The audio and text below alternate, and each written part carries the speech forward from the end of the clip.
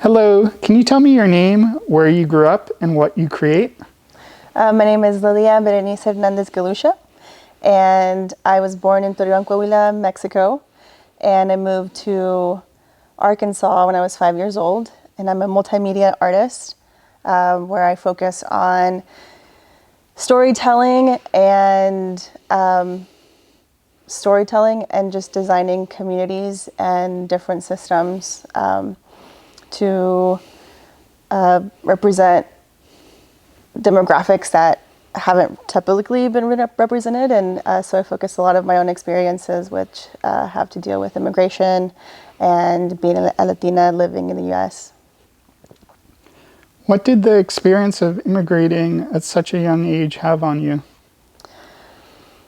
Immigrating to the States when I was 5, I think affected everything that I do, from just being away from family and being in a place where you realize that I think I've learned to make people comfortable with myself, and as I've grown up and have to deal with my own practice, I've had to find agency to kind of focus on, making myself comfortable first, and then allowing other people to be uncomfortable, and that being a benefit, not just to myself but to other people as well.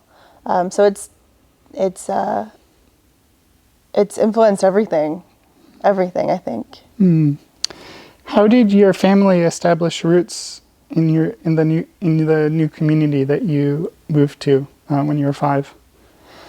When we moved to Jonesboro, Arkansas, when I was 5, I think that there are a lot of hubs that people go to, and a lot of times they're centered around Catholicism or religion, and that's definitely a place where my family found community and have found a place where they can find resources, but also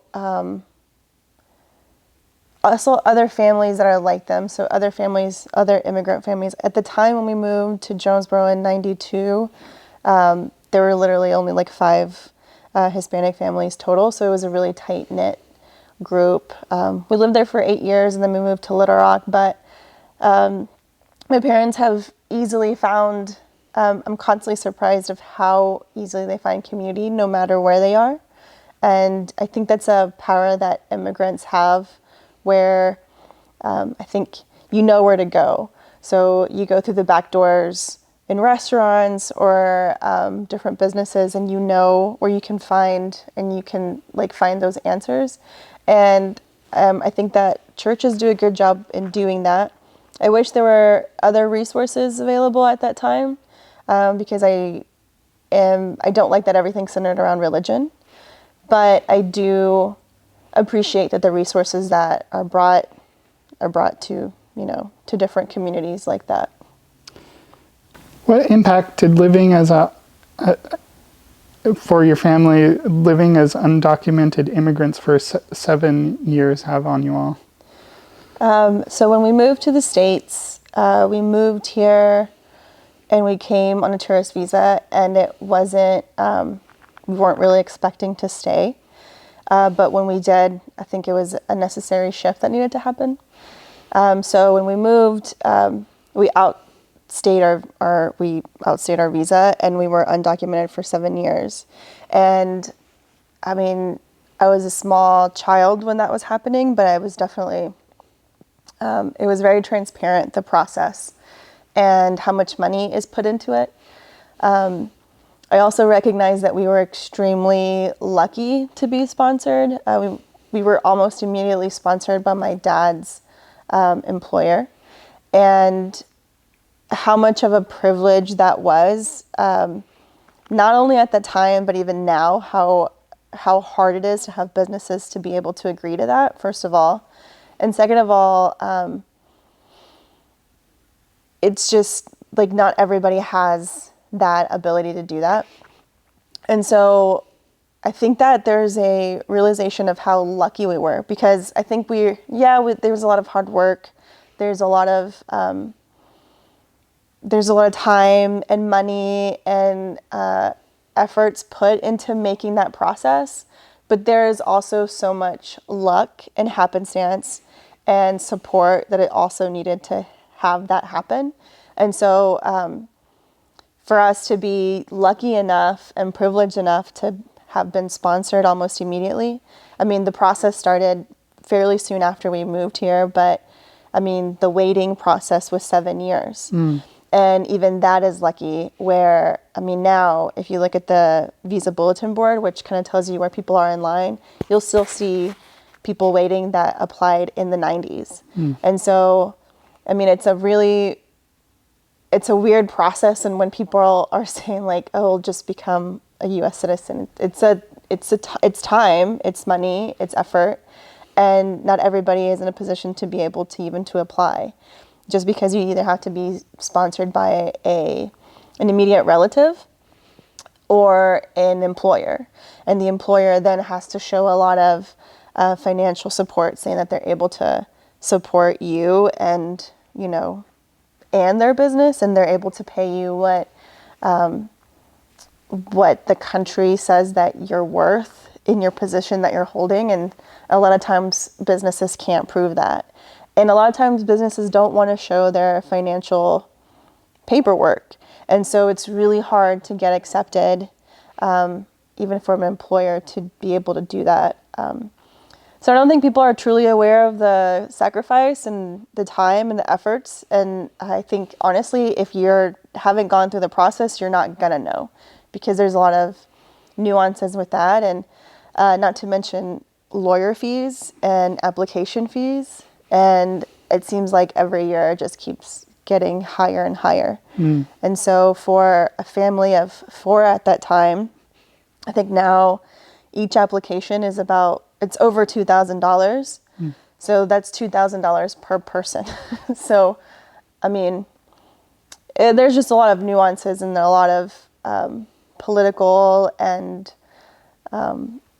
there's just a lot of systems that need to be followed in order to do that. And it's really complicated and it takes time. And I don't think people are truly aware of how much effort is put into it. So, I mean, it influenced a lot. I think we were very much aware. But even as a kid in elementary school, how it affects us is, I mean, just as simple as turning 16 and not being able to get a driver's license or a permit like the rest of your classmates, taking, you know, standardized test every year and realizing that your social security number is attached to that test and you realizing that you don't have that. And so there's this sense of not really knowing like what that is, but then in retrospect, when you go back and realize what that was, and the fact that your teachers weren't able to explain it to you in the 90s, and probably still not now, unless they're really familiar with that process. So it just kind of creeps at you in different ways, and you're very much aware of it. Also, you're with like ICE raids, and you know, no matter where you are in the process and where you are in your immigration to become documented, there's no certainty that you're okay. And so there's a constant, you know, lingering thing behind you that you have to be aware of, that you have to be careful, and you have to kind of go under the radar. But what that does, it suppresses your identity. It suppresses the way you exist in the world because you're so aware of that status. And so I think it goes back to that agency and building that agency and what that means, and, you know, having to assimilate to a culture that isn't yours, just so that you're able to kind of blend in a little bit more. So yeah, it affects a lot for sure. Yeah, I can't imagine having to go through that as a child and with your family, and also hearing that it took 7 years and that's like the best case scenario. Yeah. And that's only gotten longer over the years. How did you keep in contact and maintain a connection to your family back in Mexico after you moved to the States? So there are a lot of phone calls. I think at a pretty early age, I figured out how to do long distance without my parents knowing, and I would call my aunts and my cousins back home. And kind of figuring that out as a kid, I think that you're just homesick. But also, once we had documentation, we were able to go back after 7 years. There was a constant back and forth of traveling, so we would go back. We would go back at least once a year, sometimes 2 or 3 times a year.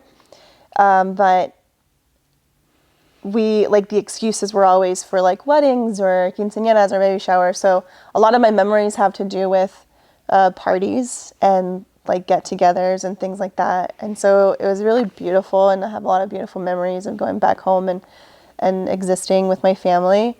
Also, my grandmother would, after a certain time, would split her time. And so she would stay for a long period of time, maybe 6 months with us, and then would go back to her house and stay with them.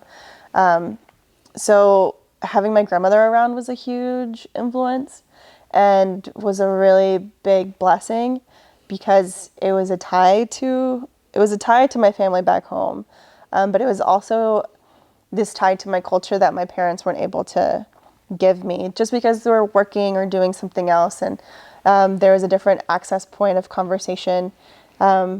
Grandparents have this abundance of knowledge that they want to share from, their own personal things that they want to share with you, like religion and prayer, whether you take it in or not, but also the storylines of how my grandparents met, or just stories from, that my parents weren't necessarily telling us at the time. So I think that having her around and having family members either move to the States, throughout those years was a big, we were a really close-knit family, an extended family, and, there's such power in being together and being with family. And of course, family dynamics change. So it's interesting to see how that's changed over the years. But yeah, it really makes you think about what systems family brings, not just individually, but like I'm definitely influenced with that in my work, and thinking about systems put in place, that they're definitely an influence of how I would want to proceed, and like what I want to push out and what ethos and all of that. What role did textiles play as you were growing up? Were they a subject of interest for you? Yes. So my great grandmother, my great aunt, my grandmother's sister, she taught me how to sew when I was 3 years old. And she taught me how to do that back in Mexico. So every time I would go back, she'd always have this like embroidery project for me, or like some sort of textile thing that she was able to teach me. And that was always a big tie in relationship with her. But also my grandmother would constantly be knitting. She would always be working with her hands, whether it was her folding clothes and just helping around the house, or crocheting and knitting. And my great aunt definitely had more patience than my grandmother in teaching those things.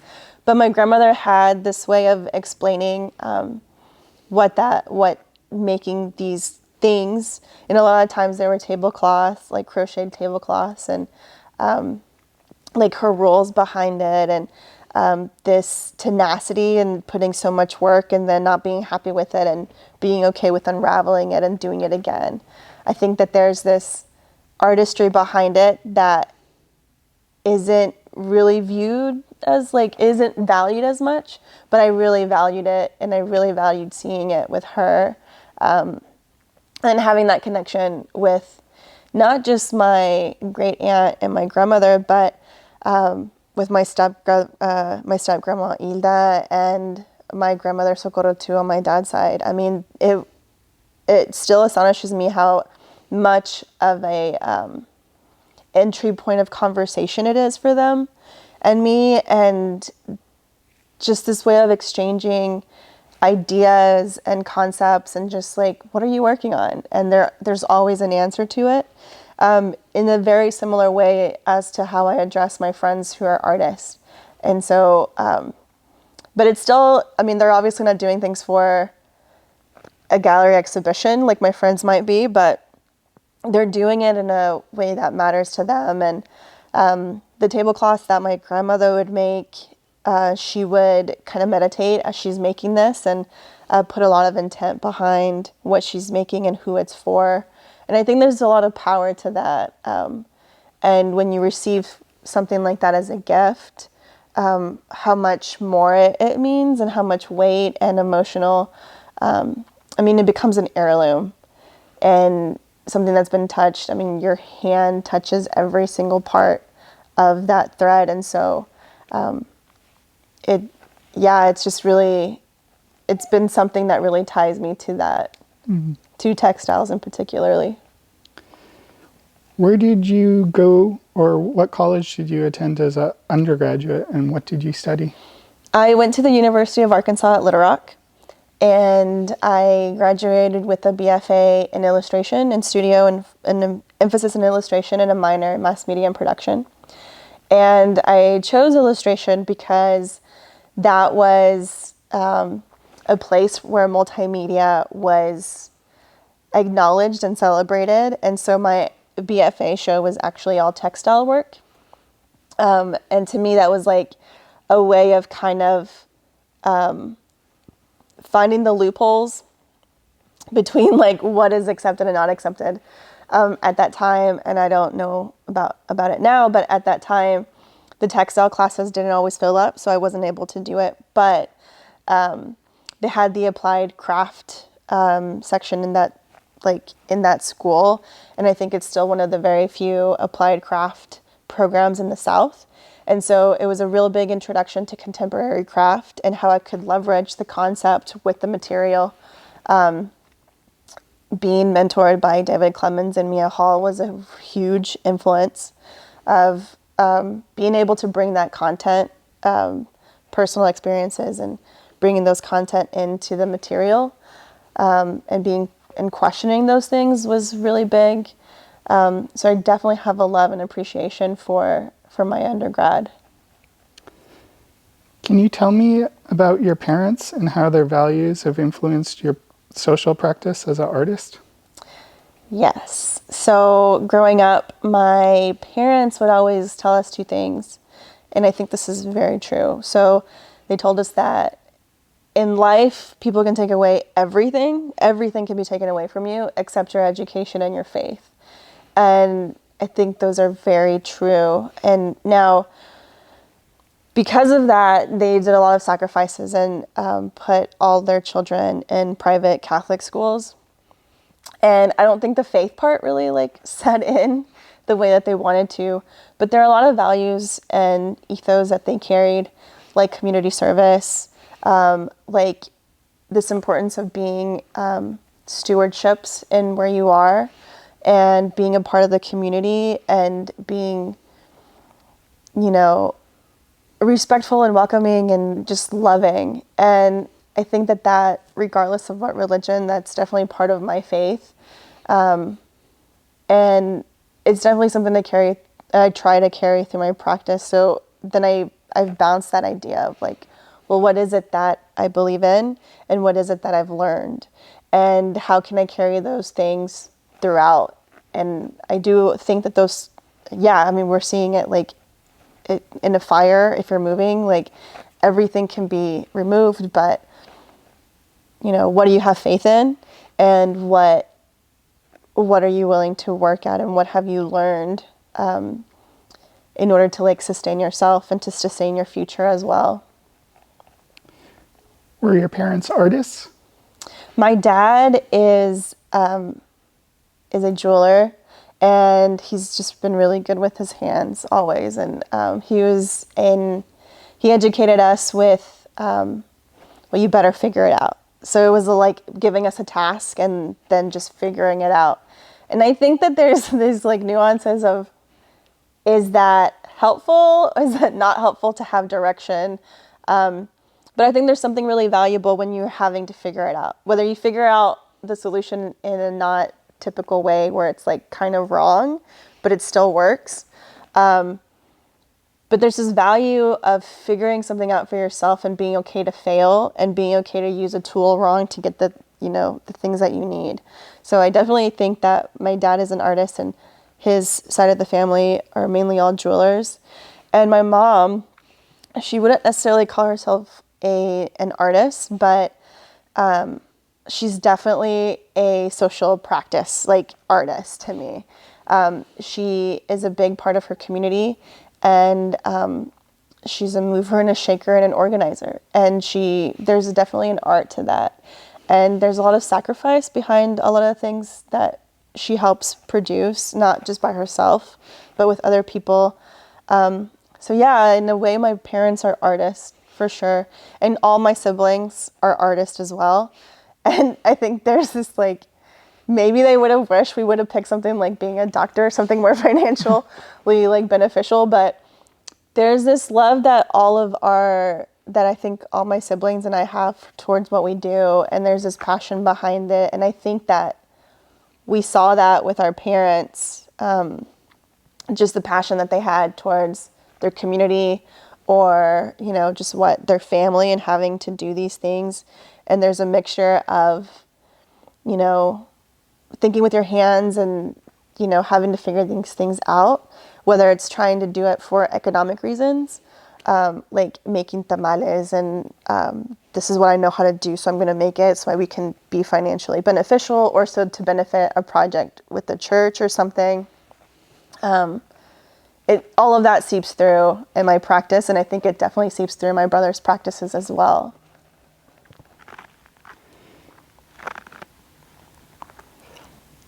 What do you consider the differences, if at all, between being a fine artist or a crafts artist or a craftsman? To me, the craft world has always been more accessible. Mm-hmm. It's always been more centered around community and exchange. The fine art world, in my experience, has been a little more elitist, a little bit more secretive, and not willing to share what they do in their work.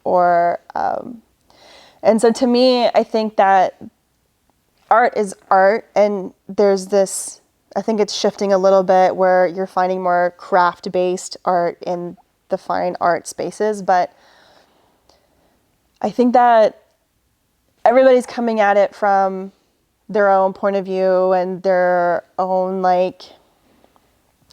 hands, so everybody's going to have something very individual to say. And that although we are competing in certain aspects for the same grants, for the same spaces, there should constantly be this level of support and this level of camaraderie and stewardship and community. And I think that's what I've really found in craft, this sense of sharing our knowledge so that we can all benefit from what our own research gives, and that being a value. And, craft also goes beyond craftsmanship. It's not just about making something look really beautiful or well made. It can be, but when you start adding these conceptual elements and stories of elements of narratives, and you find that because craft has been marginalized within the art world, you find that the concepts of marginalization can also be leveraged within that craft community and within the craft project itself. So I definitely think about craft pedagogy a lot and what that means to me, and I bring heritage and tradition and culture in my work. Whether my work looks more fine art and it's framed in a wall or not, there's always this element of craft and community and family and all these things that I try to bring to it. And I think that's important to me. Mm. What brought you to Portland? We moved to Portland. My husband and I and my 2 dogs moved to Portland 3 years ago, and so I could attend graduate school. And I went to the Applied Craft School, the ACD program, the Applied Craft and Design program, with OCAC and PNCA.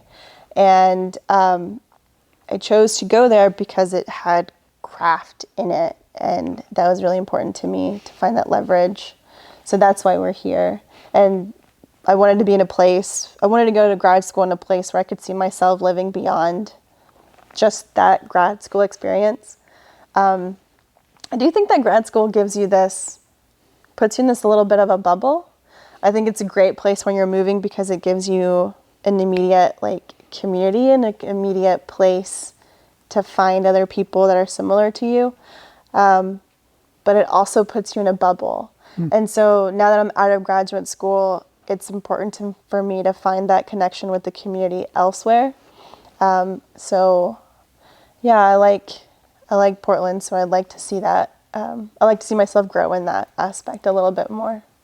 It's interesting what you said about grad school being a bubble, because I kind of feel like Portland is a bubble in itself. If you don't leave for a while, you kind of you feel that every place is similar, where each city and country has a lot of different things going on. And so I guess that leads into my next question, which is, how have you found living in such a homogenous city within the Pacific Northwest as opposed to living in the South? Although I really do like living in Portland, and I actually don't live in Portland. I live in Fairview, so it's a little bit in Gresham outside of Portland. But my studio is in Portland, and I've worked in Portland. As much as I love aspects about Portland, it is a bubble. I completely agree. It's a bubble. And I think that every time I go back home to the South in Arkansas, I am constantly surprised at the people that are there and how much I love and appreciate the culture of the South. I think living in Little Rock, especially where segregation, it has a huge history of segregation, and you have the Little Rock Nine, and school segregation and desegregation, and it's still a part of the history, and it's still something that we're dealing with now.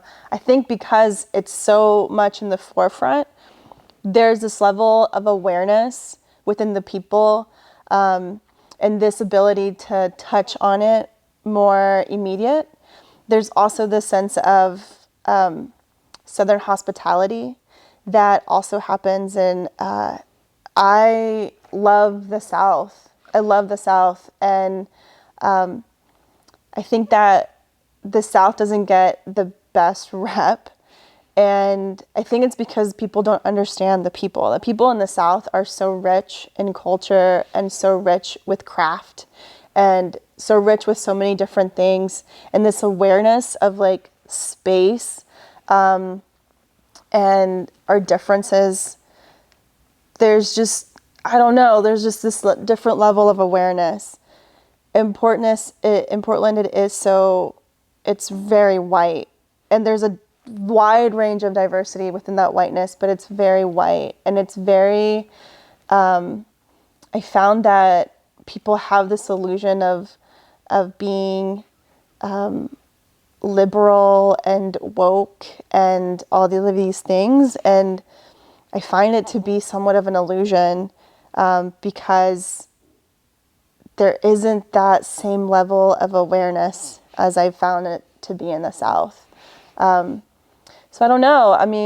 It's weird, right? There's also this relief to be in this very liberal place, and to have it's really nice to go into the classroom and people ask your pronouns, and there's this awareness with the LGBTQIA plus community, which you don't have in the South.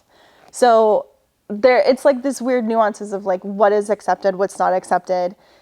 Even the way of dressing for me is way more accepted here, whereas in the South it's just slightly different. And so, but I also see a lot of similarities.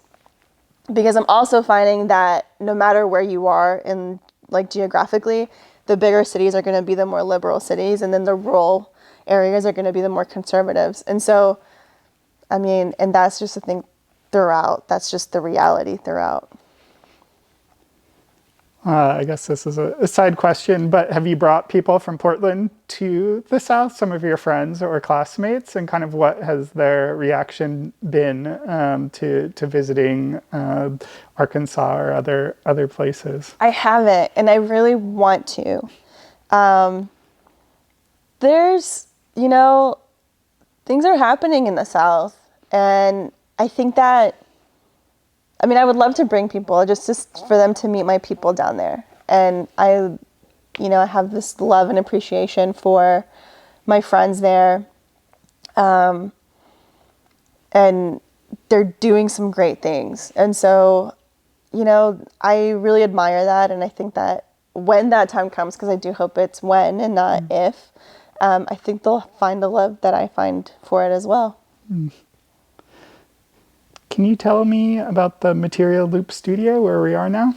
The Material Loop Studio is, first and foremost, it's a studio, but it's run by myself, Brittany Rudolph, Molly Ryan, and we have a new Ian Park, who is now being in the studio with us. So Molly and Brittany and I graduated from the ACD program, and we really wanted to find a space that celebrated community and craft, and that's something that we all, really appreciate and talk about quite a bit. Material Loop, we're all multidisciplinary artists. We dabble in painting and textiles and ceramics and woodworking, and this is kind of a way, like a hub for us to work on our own stuff, but hopefully encourage collaboration within each other. It's, Material Loop is a little bit of mosh podge of everything. And we really want to encourage that, and we really want to encourage exchange and community. And so I think that we recognize that there's a lot of work that we do in isolation, and there's value that we see in even just working side by side on different things and talking to each other and having those conversations, especially now with the pandemic, being really isolated and being at homes by ourselves with our quarantine bubble. I think we're extremely lucky and privileged to have our quarantine bubble consist of the studio as well. Material Loop is just a hub for us. It's a studio for us to create, but it's also a place where we can welcome other people in. And, we've had different plans that the pandemic has kind of shut down a little bit, but there's definitely still things that we want to do. And it's just a place to encourage each other and to keep each other accountable for what we want to do, not just for ourselves, but for the community, and to have those conversations and to keep questioning each other on what we're doing. And hopefully to also put fire under each other, to be like, oh, Molly's over there working on this amazing project. I should probably come in here a little bit more often. Or Ian's already set up this thing that's great, and maybe I can actually start setting up a little bit more of mine. And so there's a little bit of competition in a very fruitful and helpful way, and that helps to motivate each other during a time that can be very depressing. And, people don't talk about postgraduate school depression, but it definitely exists. When you leave that bubble and realizing that you're feeling a little bit more isolated, this is just a way and an avenue to kind of continue those conversations and to continue, that exchange. What impact has being part of the crafts community had on you? The craft community, you realize, is not that big nationally and globally. And so for me, I think it's just been this space of meeting some amazing people. and seeing amazing work and seeing the potential of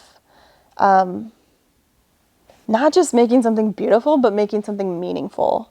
And so the craft community, to me, is amazing. And that's something that I see with my family in Mexico, but I also see with the culture in the South.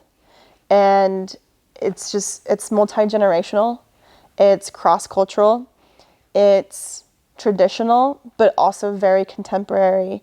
And, you know, if you put content into the material that you're using, you'll find ways to leverage the meaning and stories behind it. So, yeah, the craft community has been very influential. All right. Well, hopefully I won't mix up this question. If you need me to, if you want to change it, go right ahead.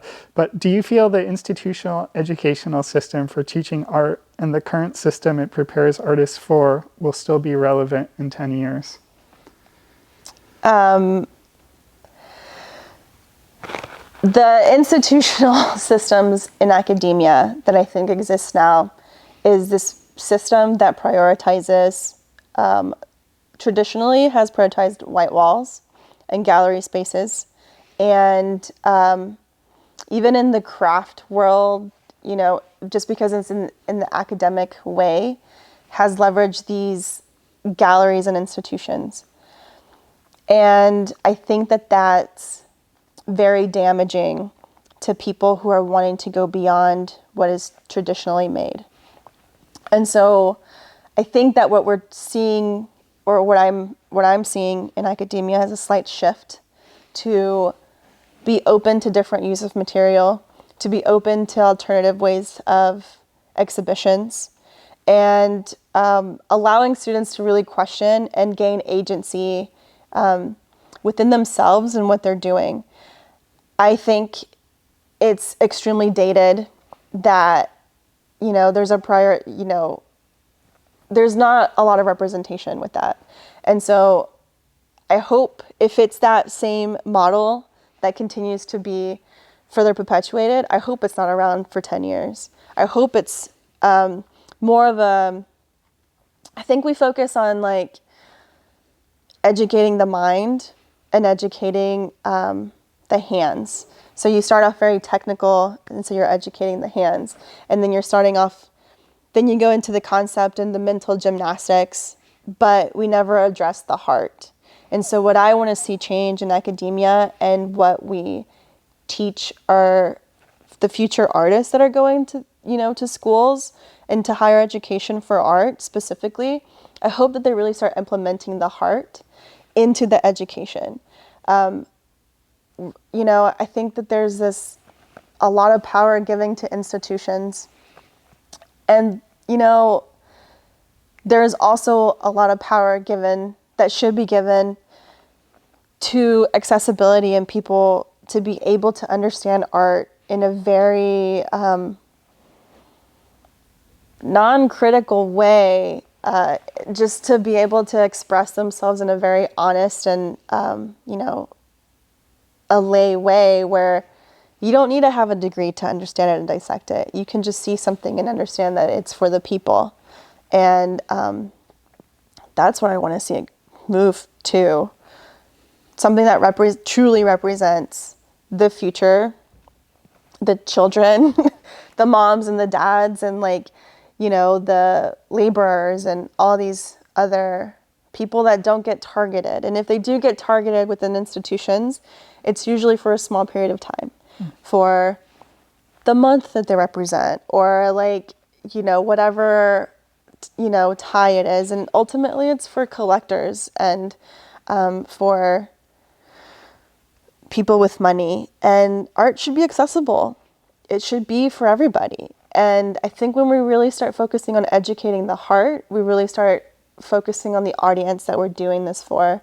And it's about releasing the ego and releasing all these other things that are really easy to tie to. But I hope it's not the same format. I hope it changes, and I hope it's more accessible and more, we really start to question more institutions and to question the power that comes from those institutions. So yeah, I mean, I definitely participate with higher ed and I'm part of it. But I want to see it better itself, and I want to see students come out with agency and want to make, and this feeling of it's okay to fail. You don't have to continuously make these great successes. It's not going to happen. And so, like, what does that mean? I don't know. And I don't know the exact answers, but that's what I want to see. Mm. What models of gallery representation do you think would be more equitable than the existing ones, where the gallery is the curator and kind of the gatekeeper? Well, I think that bringing more people of color and more diversity into boards, a diversity with age, a diversity with demographics, and just more diversity. But I also don't want to see it where institutions shift because that's maybe what we're asking for now. And it's just kind of fitting in this quota, which I think often happens. I think we need to keep our institutions accountable, and, and if those aren't it, then those aren't it. And then it's okay to go into a different system. In Arkansas, we used to do a lot of house shows. We, would find buildings or warehouses where they were empty, and we don't need permission, or, we don't need these things. We just go up, we just show up, and that there's value to just showing up and doing the work, and that, we don't need all of this other stuff that potentially the institutions carry. I really like the formats where galleries are community-based and co-op-based, and so they're run by artists for artists in this very genuine way. I love that format, and I definitely want to see those continue, because it's giving the power to the artists that are making it and not giving it the power to institutions that are curating in a certain way this year, or, with whatever comes up. And I recognize that some institutions are doing good jobs, and some curators are really bringing really great shows. But I want to see more. I want to see, who's curating it? Who is it run by? Who is it for? Is it really accessible? Are we really having the proper conversations around it? I want to see accountability behind that as well. I want to see you running or starting an institution, I think. I think you'd be amazing. You've talked or touched on these points already, but I wanted to ask you how community building and the notion of stewardship shape your practice. Stewardship is so important. I think for me, I think it starts at home. Whether who's washing the dishes, and then that extends to the studio and a shared space. I think the importance of having a shared space is that you're sharing it with different people. And what does that mean? There's this accountability for each other, and then what are you willing to do and sacrifice for your people in that space? I think that then when you zoom out into a wider community, I think that also brings this level of accountability. And, I think that some of the problem for me in the US is that we put so much power into the higher up, into that, the hierarchy. And that's very damaging because it does a couple of things. I think it makes people complacent in, doing whatever the minimum they can do or whatever they have to do. But it also puts a lot of powers on individuals, and really the power is in the people. And so I think that stewardship for me has made me question, what sources do I have? What talents do I have? And what can I provide for my people for free. In a very genuine way, whether that means time, resources, money, like material, I don't know. And it constantly changes, but I think stewardship, if we all had a little bit more stewardship and had a little bit more understanding, I don't think we would rely on bigger names and bigger roles to solve problems for us. I think it brings power to the people, and then it makes us as the people in the community ask ourselves, what can we do to better ourselves and to better our community? Because the responsibility doesn't lie on the person that's higher up. The responsibility lies on each other. And stewardship starts at home, and it's carried through from like the very little. It starts very small, and it's taught, you know, as children or not, you know. When you have like machismo, like who is doing the stewardship? It's the women mainly. And so I think that educating children in an equitable way is a way to start that stewardship that carries on through adulthood, and it carries on through the community. So yeah, stewardship is huge, and it's a big part of craft, and it's a big part of community, and it's a big part of ourselves and what we're willing to do for each other. Can you tell me about your Worn Memories or more Worn Memoirs project with Vovo? Yes, so Vo and I are collaborating on this project called Worn Memoirs, and people can go to wornmemoirs.com, and you'll see right now it's a very small archive, but we're kind of starting it with thinking about it as a virtual zine, where we're basically just sharing stories about textiles and worn textiles. And you can submit an image, you can submit audio, video, a written component, and we're just gonna continue have it up for I don't know how long. It's very we didn't want to put a lot of weight into it, but also wanted to have a place where we could share those stories. And you don't need to be an artist to apply or to submit something. Everybody has some textile, whether it's on your sofa or something that you wear, or something that was passed on to you, and everybody has stories behind it. We can just ask somebody what they're wearing that day, and they'll have a story. This was given to me by this person, or, you know, and this is just a place, and it's an archive for us to share that and other people's stories too. And so that's Worn Memoirs, and we'll hopefully keep updating that every month. Yeah, it's exciting just to see an accumulation of things come together from different spaces and multi-generational and, you know, cross-cultural. So it's very intersectional. I love to see new archives being built. So, how has it been working as an artist during the pandemic, Lilia? It's an ebb and flow, for sure. I think that, you know, it's such a heavy thing because I think we're still processing it. We still don't know the full effects of it all. I'm really impressed with some of the work that's been coming up. The fact that people have been able to be in the studio and to have more time.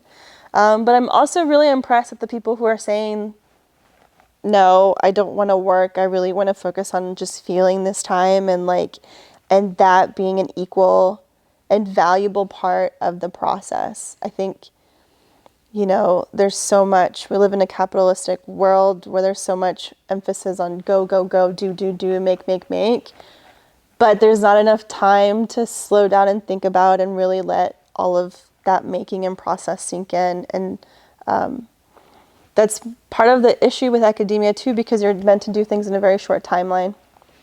And we're used to the deadline, we're used to these things.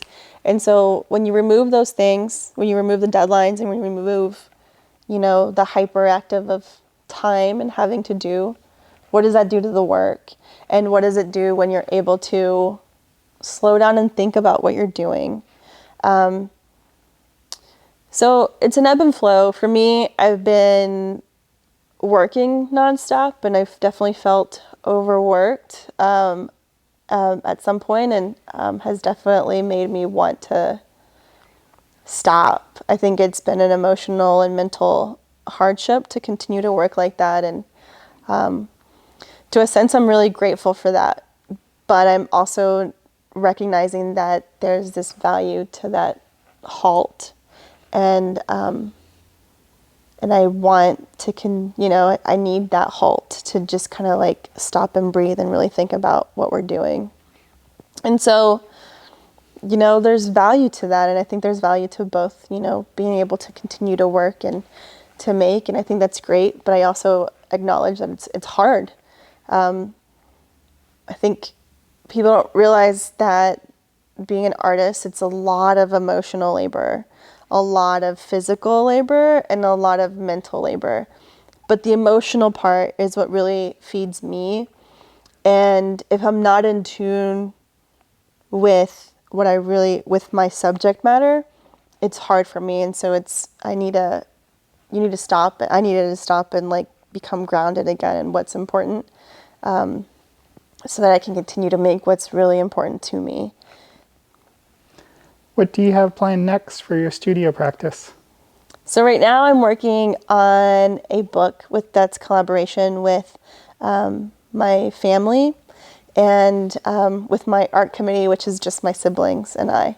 I recently went back home to Arkansas, and it's just such a grounding experience to be with family and to be surrounded with people who may have a complicated history, but there's still this sense of love that is shared, and this want to exchange and want to communicate in a different way. I think everybody's doing our own things, and so with the book, it's a lot of exchanging through correspondence, like by mail.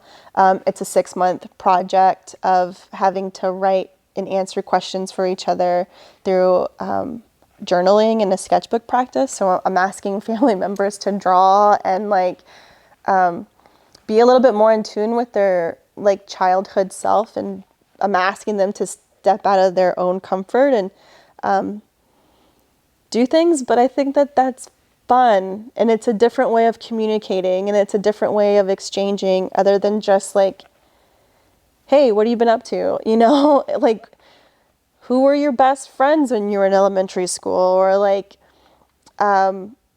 just different questions that we don't think about asking is what I'm hoping to highlight in the book. And with the audience of children, and like wanting to get more in the tune in this playful way, I think it allows for BS and like complicated family dynamics that may exist to kind of be scooted aside and to have a genuine exchange that isn't so stressful and it's fun, and it's not so heavy with like immigration status and like experience that can like drain us sometimes. And I'm hoping it's just like a fun project to unite the family again, and then creating it as a book, as an archive for our family, but also as a way of hopefully getting other families to kind of have those interactions as well. So I've gotten a grant from RAC to start that, and it's been a little bit delayed because of the pandemic, but I'm really excited to get that going again. I'm excited about collaborations with Vo and the Warren Memoirs and having that back up and going again. And then I'm also excited about doing fun projects that can seem a little stupid, but that are just kind of feed me in a different way. So I'll have more like apparel, like jewelry and t-shirts, and collaborating with my brothers on some of that too. Yeah, and then there's also the 7th Street mural project in Little Rock, Arkansas. There's that my brothers are really helping to lead. I'm hoping to do some long distance collaboration with that as well. So there's a lot of things kind of like bubbling up and percolating, and I'm excited that I don't have a show coming up. I'm excited that all these projects are community based and don't really have this like set deadline. And so I'm excited about that shift in my practice. Yeah.